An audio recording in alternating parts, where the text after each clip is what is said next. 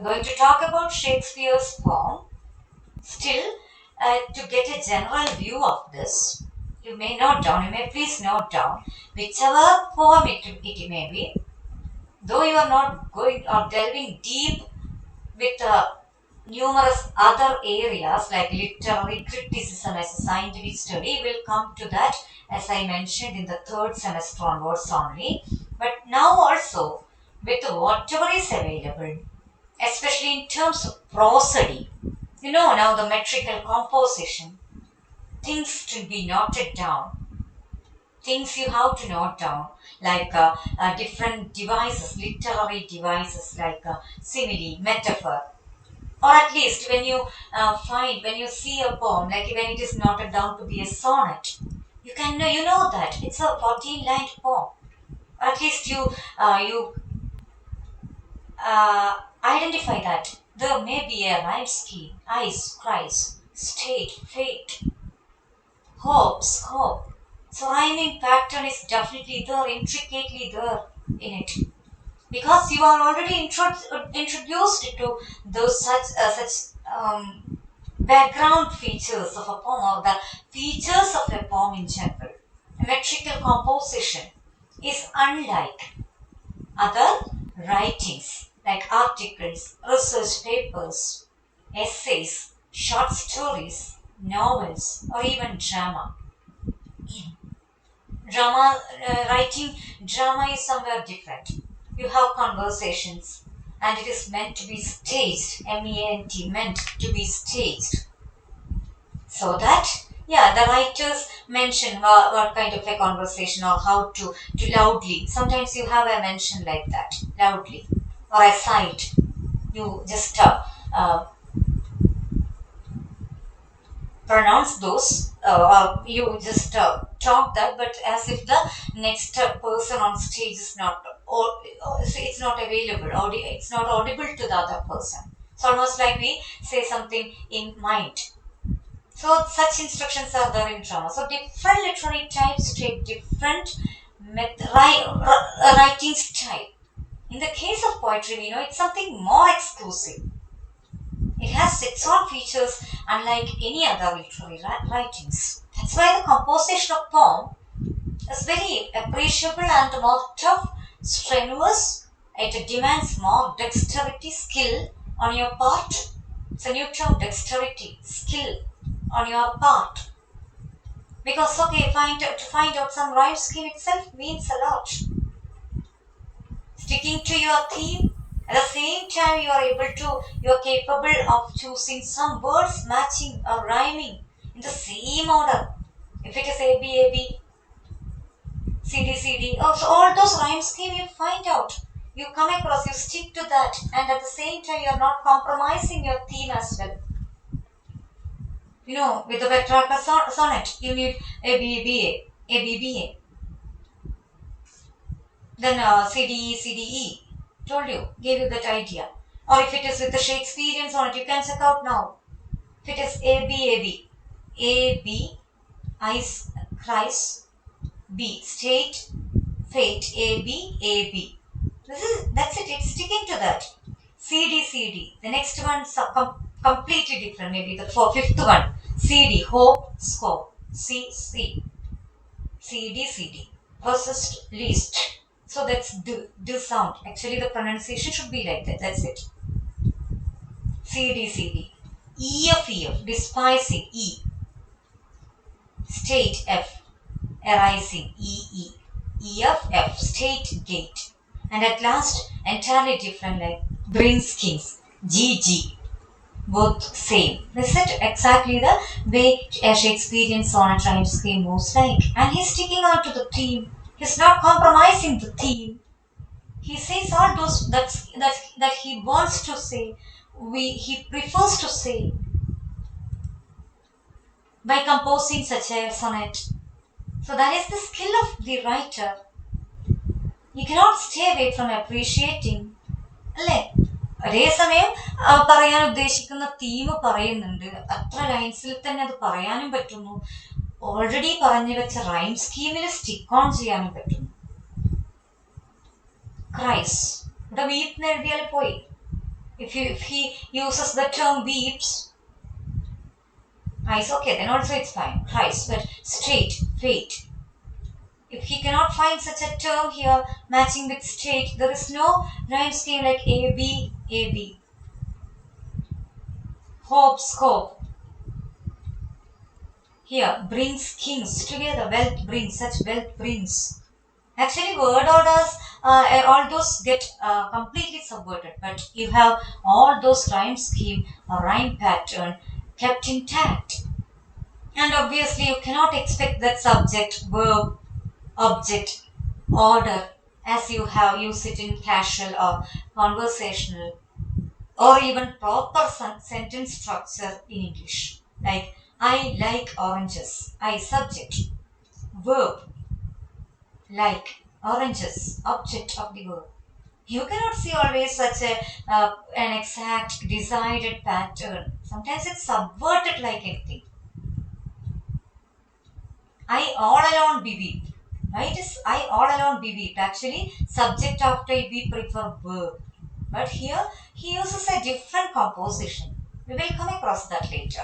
And Shakespeare's sonnets. Shakespeare, apart from prominent playwright, he composed number of sonnets as well.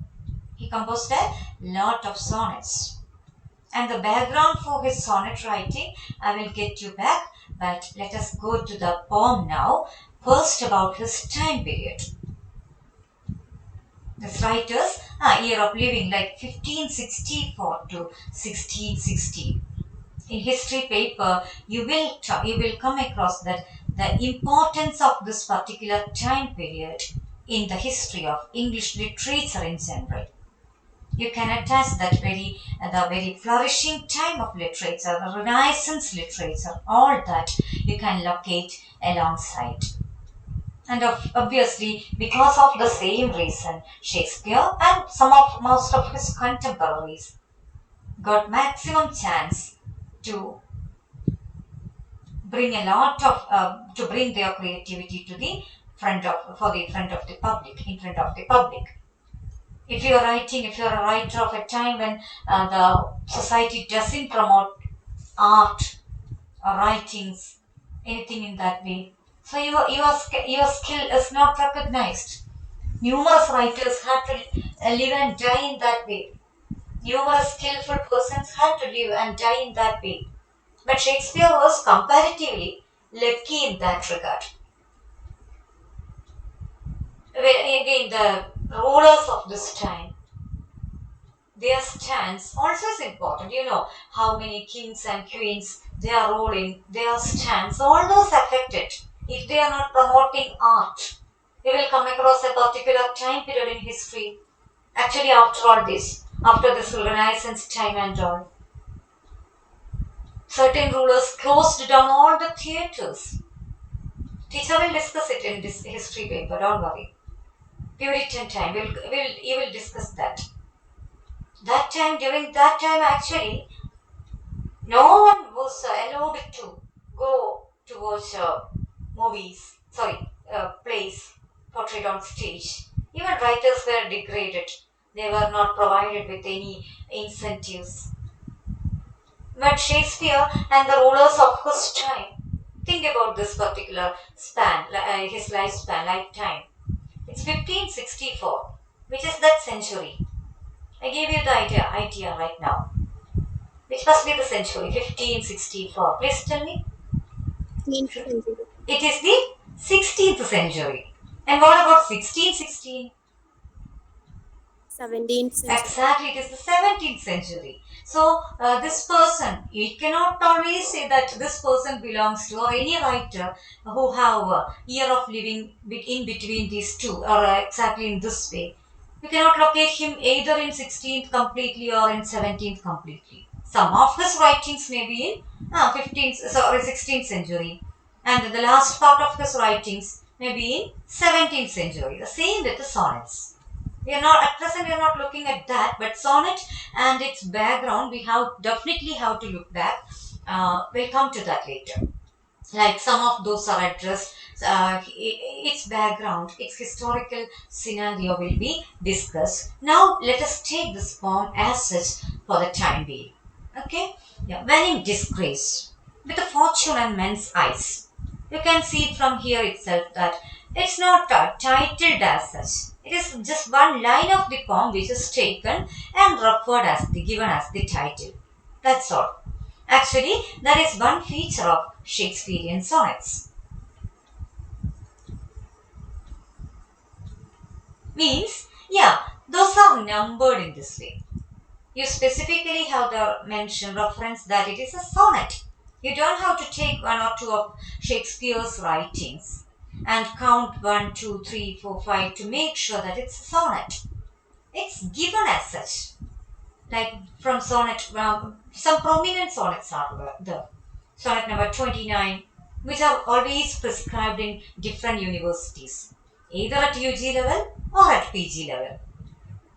29, 30, 129, all those are very prominent sonnets.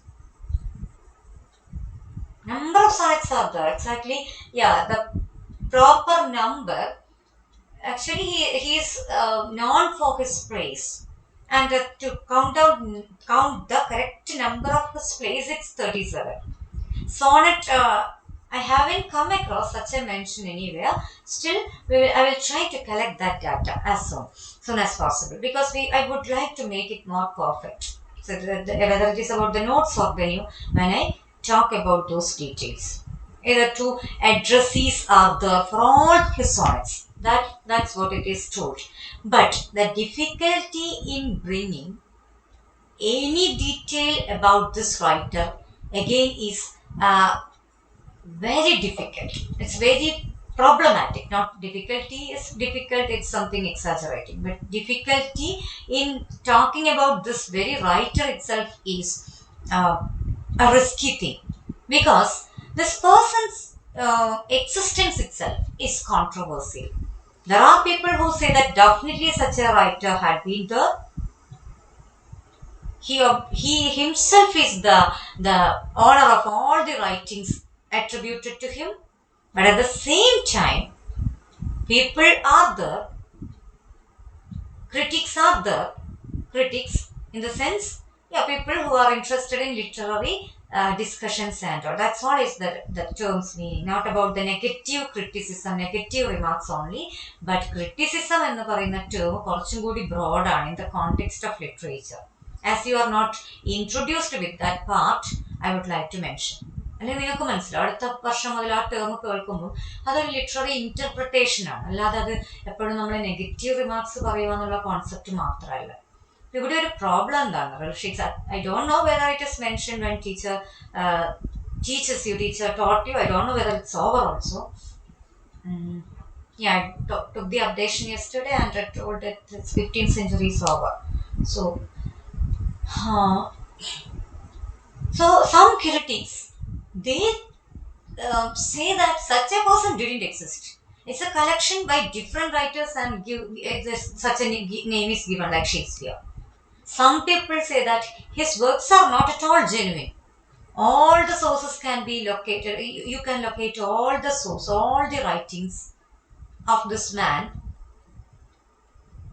in some others' writing. Some themes are taken and this person adopts some here and there. He takes different themes, different ideas from numerous other literatures and makes it his own. Such harsh criticism had been leveled against this man, this writer. But in whatever way the literary circle tries to, a part of the literary circle tries to pull him down, still he is counted as one of the iconic figures of literature, especially that of English literature. Canonized writer. He's a canonized writer. English literature.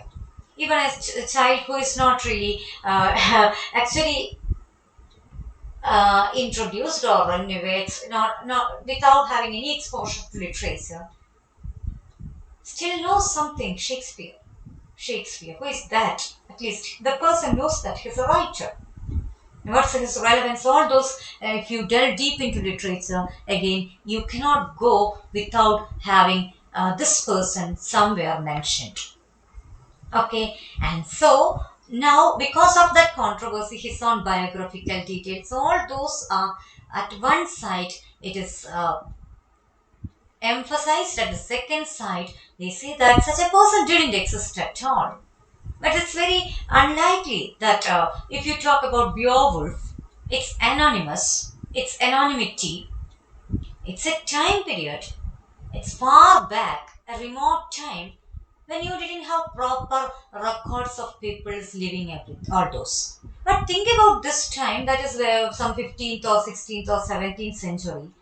By the time you located a lot of writers, their time period, the writings properly well, and such a controversy itself is very controversial. Very unlikely അല്ലേ? വിയോവൾഫിന്റെ ഒക്കെ time പീരീഡിൽ അതിന് manuscripts ഇല്ല, അല്ലെ എഴുതിയ ആൾക്കാരെ അറിയില്ല, ഇങ്ങനെ ഒരാൾ ഉണ്ടായിരുന്നോ ഇല്ലയോ എന്ന് അറിയില്ല എന്ന് പറയുന്നതിൽ കുറച്ചെല്ലാം കാര്യമുണ്ട്. കാരണം അന്നൊന്നും ഇത്രയും സീരിയസ്ലി ഇംഗ്ലീഷ് റൈറ്റിംഗ്സ് ഒന്നും കലക്റ്റഡ് ആവാൻ തുടങ്ങിയില്ല. അതിന് മുന്നേ ഒക്കെ ഒരുപാട് മുന്നേ മറ്റു പല ലാംഗ്വേജസിലും ലിറ്ററേച്ചറൊക്കെ വന്ന് അതിൽ റൈറ്റിങ്സും ഒരുപാട് ഒരുപാട് ഒരുപാട് ഫിലോസഫേഴ്സ് ഒക്കെ ഉള്ള ടൈമുണ്ട്. നമ്മൾ ലിറ്ററേച്ചർ തുടങ്ങുന്നതിന് ഓൾഡ് ഇംഗ്ലീഷ് ലിറ്ററേച്ചർ എന്ന് പറയുമ്പോൾ just think about that century. It's 5th century only we seriously start thinking about literature. We, in the sense, not we, they. We are not them. Never sense, no sense we are English people. We are Malayalis. Okay? Don't be confused. But here again, but we love this literature. There is no problem about it. We are not worried. We do not have any rivalry towards any language. Still, we have to use it in a very careful manner. That's all. We should not be fascinated too much about any language at the stake of our own mother tongue. That's the only thing. That's the only request I extend for you. This is our subject of study, and we have to be passionate about it. Fine. But we should not be completely immersed in that, and we should not stay away from loving our mother tongue. Fine. And so at the same time, that's the way I feel it very unlikely even when I read about it in different literary writings, literary historical texts. എങ്ങനെയാണ് ഈ ഒരു time പീരീഡിലൊക്കെ മറ്റുള്ള എല്ലാ ആരെ പറ്റിയും അങ്ങനെ ഒരു കോൺട്രോവേഴ്സി ഇല്ല, അല്ലെങ്കിൽ അങ്ങനെ ഒരുപാടൊന്നും ഈ ഒരു ടൈമിൽ ഇന്നയാൾ ജീവിച്ചിരുന്നോ ഇല്ലയോ എന്നുള്ള ഒരു ഡിസ്കഷൻ ഒന്നും വരുന്നില്ല. But about this person there is a controversy. ഇങ്ങനെ ഒരാൾ ഉണ്ടായിരുന്നില്ല എന്ന് അറിയാം, അങ്ങനെ ഒരു സംശയം, ഒരു doubt, to occur such doubt, to have such a doubt. This is not a very remote past. ഒരു തരത്തിലും ലൊക്കേറ്റ് ചെയ്യാൻ പറ്റാത്ത ഒരു ടൈം പീരീഡ് ഒന്നും അല്ല ഇത്. നമുക്ക് ആർക്കും കണ്ടാൽ മനസ്സിലാവും. അപ്പൊ അതൊരു പ്രോബ്ലമാണ്. So that we have to think about his history, take that history in a very serious way. At least you will come across that in detail in the history of English literature paper. Now to the sonnet. When in disgrace, with a fortune and men's eyes. Along with my reading, I will highlight certain words that you may not be that familiar with. When in disgrace, with a fortune and a men's eyes, I all alone beweep, my outcast state, and troubled deaf heaven with my bootless cries, and troubled deaf heaven with my bootless cries. It's not even about the difficulty of the terms. Sometimes I highlight, but with the combination also. Bootless cries. It's not a very common combination. It's not unlike you. It's not the same way you talk about loud cry. But bootless cries, what it is? What is that? We have to discuss. And look upon myself and curse my fate.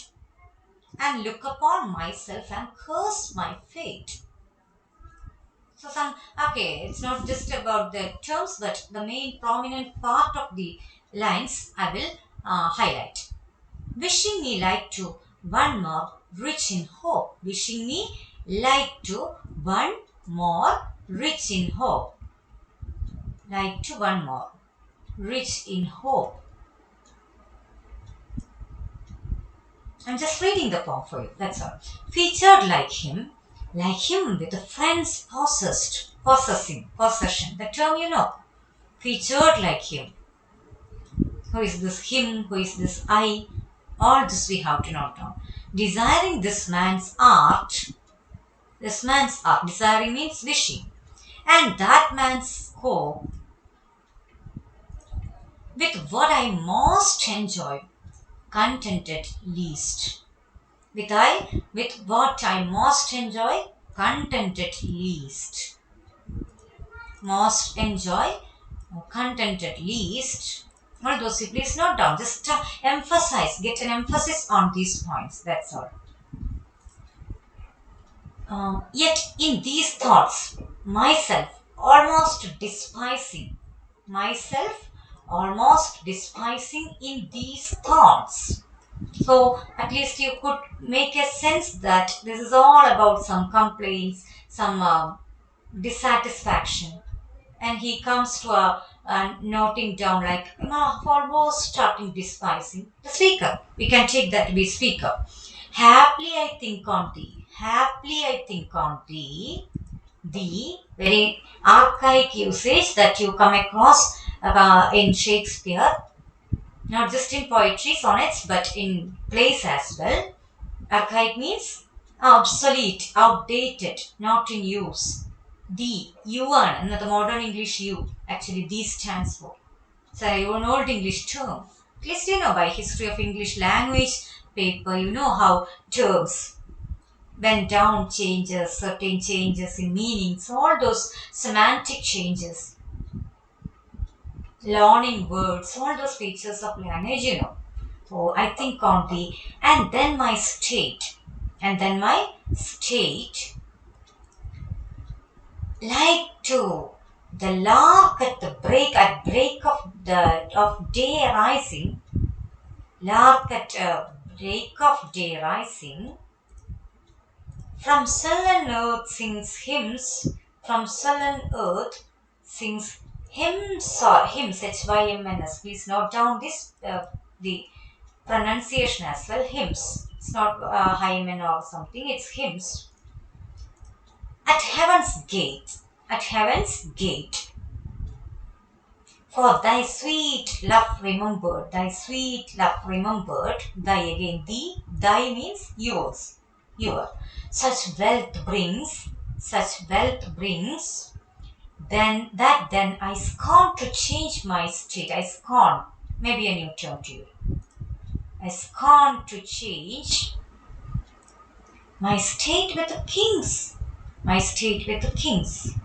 I don't know whether it could make sense. Just one reading may not make sense to you, but still, now the reading and its interpretation will be more fine, I'm sure.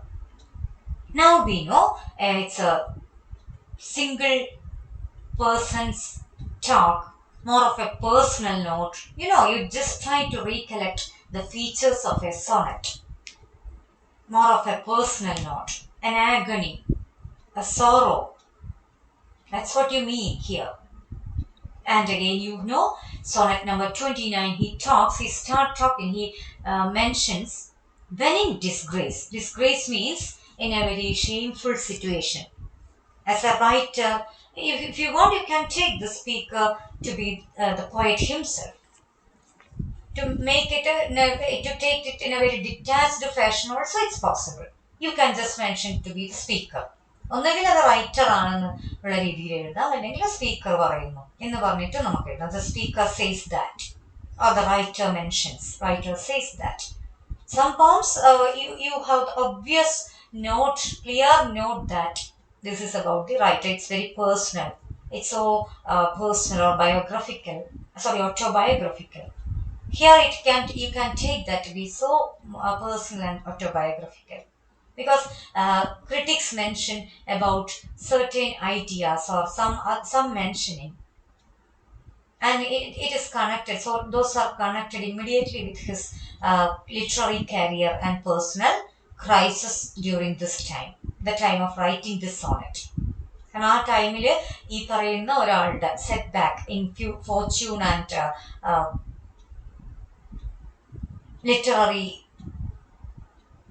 achievements that is mentioned, located or marked down by the critics, so that these ideas could be immediately connected with his own state of mind. Some of the writers we can easily locate because their biographies are also available or autobiographies are available. ഇപ്പൊ നമുക്കറിയാം ഏകദേശം the time when they produce or they create such writings, some have something to do with their state of mind. Men in disgrace with the fortune and men's eyes. In others' eyes, I am not counted. No one is appreciating me. Maybe as a writer, he mentions. Or in disgrace, I am totally in disgrace. Disgrace in the sense, sometimes it is in the literal sense of the term, it's shameful or something, but he also feels that as a setback in my fortune.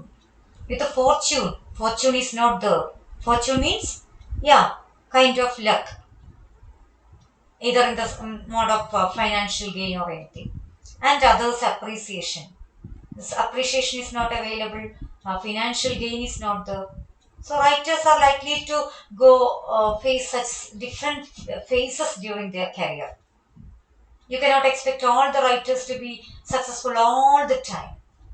Some of their writings are well received. At the same time, some writings are never read by the public. So if you take that career, if you mean about earning out of that writing career of yours, it's very challenging. That every time you cannot expect the public to or readers to uh, receive you. So here he also as a writer finds some difficulty, comes across such a difficulty. I all alone beweep my outcast state. I all alone, no one is there to console me. I all alone beweep my outcast state. I cry here alone because I'm outcast. I'm all alone, I'm singled out. It's almost like an outcast. Outcast, the term. We are not really unfamiliar. So you are singled out. In this state, I cry all alone. I weeping, beweep. Again, another obsolete usage. It's not very common. Beweep, bewail, you say. But weep, now we use it singly. That's why there is a, yeah, beweep. But no, it's single term in his poetry. You don't have to correct it. And troubled deaf heaven with my boatless cries. Troubled deaf heaven. Heaven may be a reference to God, like now God is not listening to me or my cries are not heard. That's why it's with my bootless cries. You mean about making sound with the boots, maybe that may be the metaphor. You can read it in any way. Or you talk about cries go unheard. There is simply his cries, his prayers go unheard. Deaf heaven with my bootless cries. It's a trouble that I face now. And look upon myself and curse my fate. He's just looking upon himself and cursing his fate. What kind of a fate is this? There was a time when my writings have been appreciated. Now, no one is turning, now everyone is turning their back. No one is looking at me, no one is giving me any appreciation. That's his complaint. Wishing me like to one more rich in hope. Wishing me, now he wishes himself to be someone else who is rich in hope, who is more hopeful, featured like him, to be featured physically, to be like him with the friends possessed. Some other prominent writers, actually, the mentioning, the critics go for the biographical details of this particular writer, William Shakespeare. During a time, actually, they locate the year 1592 or some. The time period relate of that, or actually sometime like 1564 is the year of his birth, from 1592 and all. He may be writing, he might be producing, still writing a lot, but theaters got closed down. Different problems had been there in English soil with the different rulers. Their stance differences in their stance. Some of them were promoting art. Some of them never wanted to promote art. I told you all this, at least as a surface level explanation, if not in a historical uh, teaching model, still it's mentioned. So this person had to face a lot of financial crisis that time. And another person, his own friend, there is another biographical uh, locating about this part. Actually, Robert Greene, a contemporary, actually a friend of him, also criticized this person very severely during this time. He told that Shakespeare is almost like a crow who is, there's a story like crow trying to collect the feathers of different other birds with the different other colors, and it stuffs all the collected feathers and couldn't fly. So Robert Greene makes such a harsh criticism during this time, and all these make him mentally down. Give him too much of tension and stress. That's why such a hopeless poems have been written during that time. So some of them are physically very strong, some of them are rich with hope, some of them are abundant. They have abundant, numerous friends, a lot of friends possessing owning, ownership. So friends possessed, desiring this man's art and that man's call. That itself is a very intense identity crisis. Desiring this man's art. Already he is a writer, but now he is desiring for some other successful person's art and that man's scope. Some another person's scope. Okay, he has a scope in his writing career. So he is looking at other persons, other writers, or other successful persons in general, all around him, and bewailing at his own state. He's not satisfied with what is the present condition as a writer, or as a person. He feels that he is not at all successful. Yet in these thoughts, myself, almost despising, in all these thoughts, I feel like despising myself. Myself almost despising. Despising means hating. You are contemptuous towards your own self. സ്വയം വെറുക്കുക അങ്ങനൊരു സ്റ്റേറ്റിലേക്ക് എത്തുവാണ് because he doesn't have anything to appreciate himself. And again, one line I forgot to. With what I most enjoy, content at least. In the past, many things had been there that I enjoyed most. Either about writing, either about acting on stages. Like he was an actor also, not just a playwright. He was not only a playwright, but also an actor.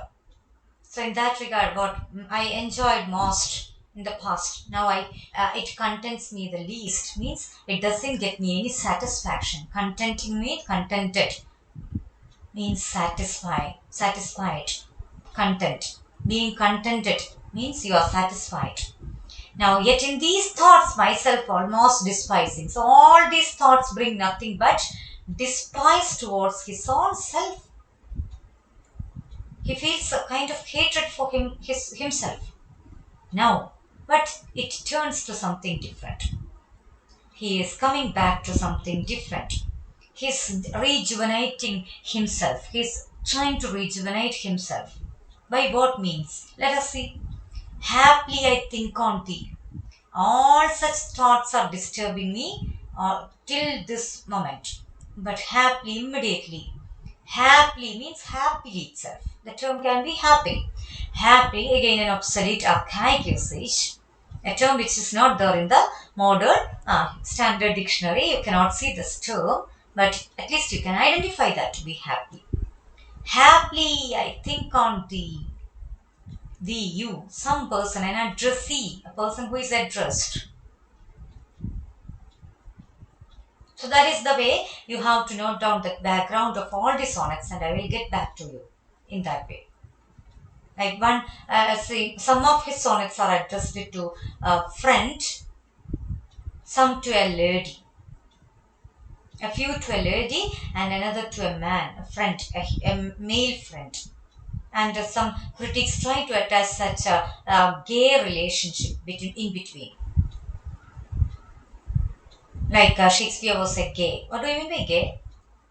Lesbian, gay means the kind of sexuality. It's actually the mainstream sexuality. It is marriage. It is between normally it is between man woman. But nowadays we identify different streams. There had been a time when nothing was promoted. Like all those difference. These were considered to be deviation. But nowadays they are also taken to the mainstream.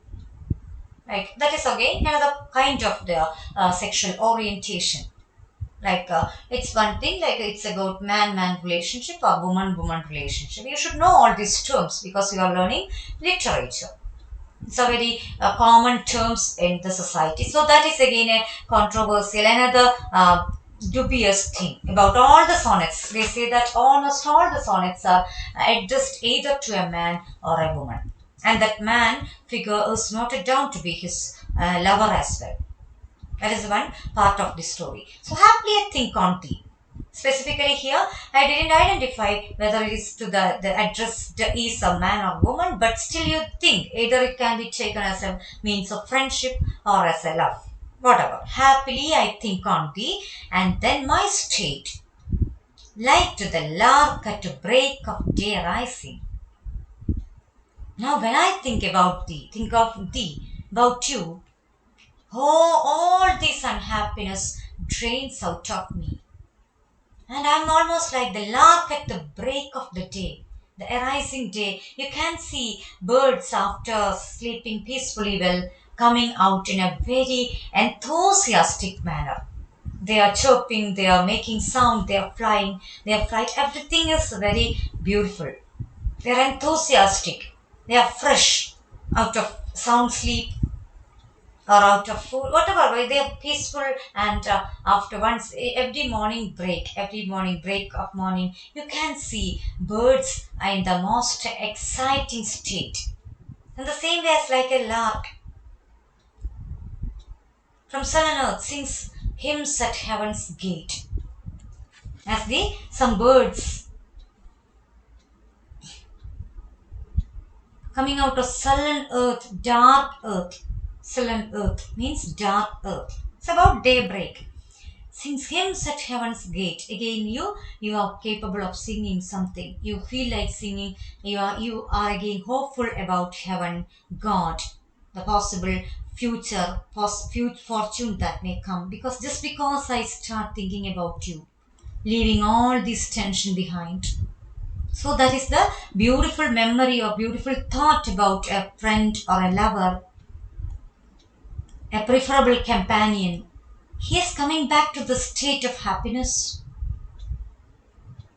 For thy sweet love remembered such wealth brings.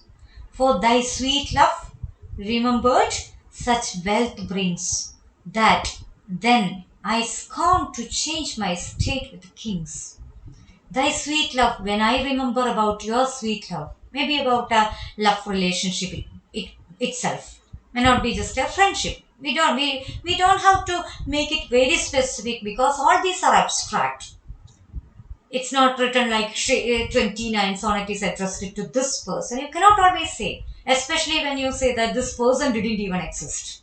But you can assume things from whatever details are available. That's all is what is possible.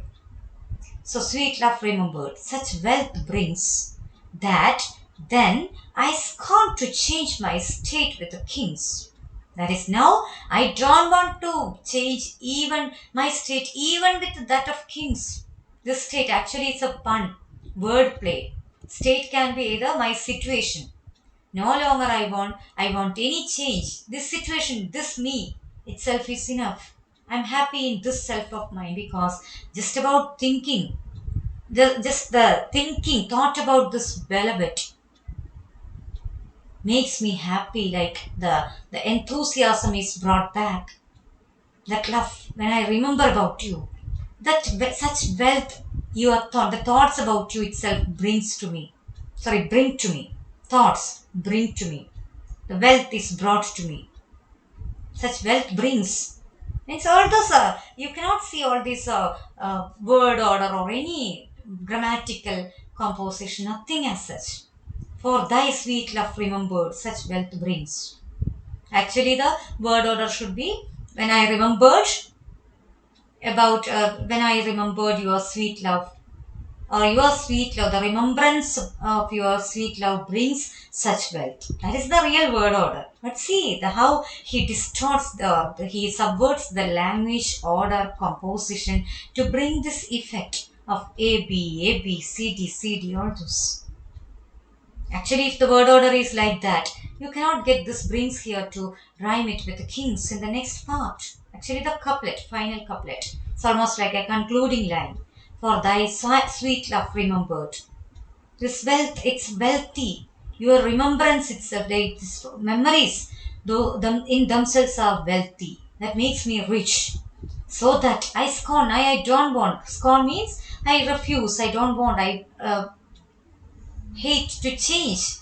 I refuse to change my state with the kings. The state can be the state of his being, or that state like a wealth related state in the sense of the property of a king. I don't want any change in this state because I can think about my dear, my beloved, and get back my enthusiasm. So, when in disgrace with fortune, it doesn't say that I am in disgrace, but when in disgrace, when I am in disgrace with the fortune and others' appreciation, nothing is available.